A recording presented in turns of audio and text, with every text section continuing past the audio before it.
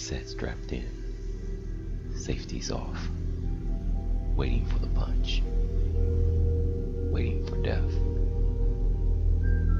Through my filthy porthole, I saw stars among the outlines of the other splinter ships queuing for the solar rail. It would soon grip us with an incomprehensible power and cast us through the void into the mouth of our enemy. I watched the ships one by one bending and gone, each crammed with zero-tech soldiers sucking stale air, white-knuckling their percussion rifles, each filled with a desperation that comes from extension. Our ship will be the last to cross the gap. Our ship had special cargo. It was essentially empty. Just 10 men, like me, strapped in with the best zero-tech suits and weapons the Empire could build. And it stood in the aisle, a slender and eyeless metal form, a Tenno inside its warframe, vaguely human, vaguely feminine. Was this armor or some ornate carcass for the monster that lived inside? I strained against the harness as the ship yawned for final approach. I could see the Tenno standing there freely, solemn, gold gleaming, oblivious to the inevitable force. I had been, until then, a Tenno denier. They were ghosts, propaganda, twisted casualties of the Void era, not possibly real. Yet here it was in the flesh. The Empire, with their desperation, was going to turn the demons loose and hope for the best.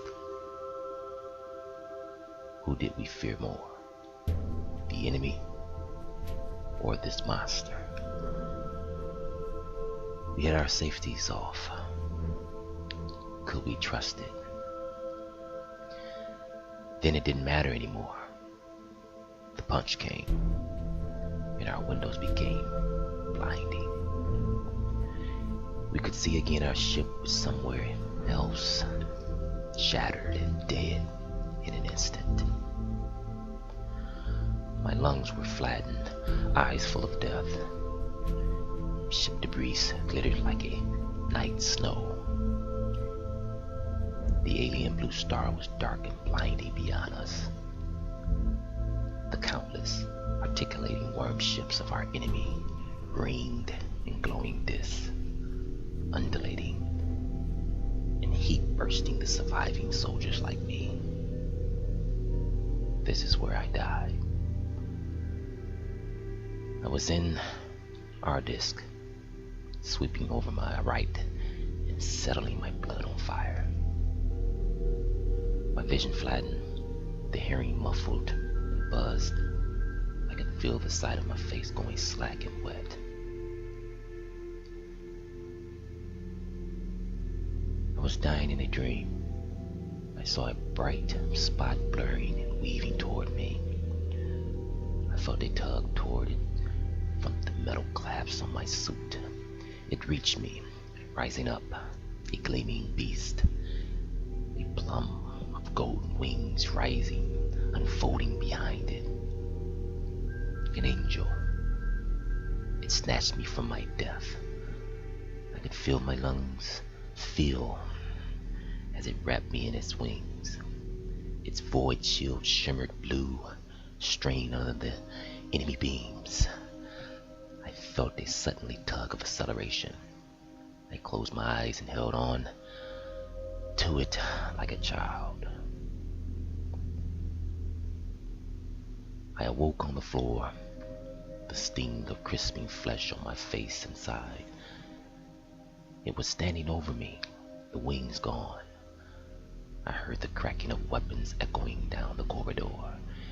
Maybe the mission would be saved. But I was dying, and so I waved my hand to send it away. I felt a pistol thrust in my hand as I was heaved to my feet. The angel had saved me, pulled me from the hell, but it would not pity me. I was to die on my feet, by its side.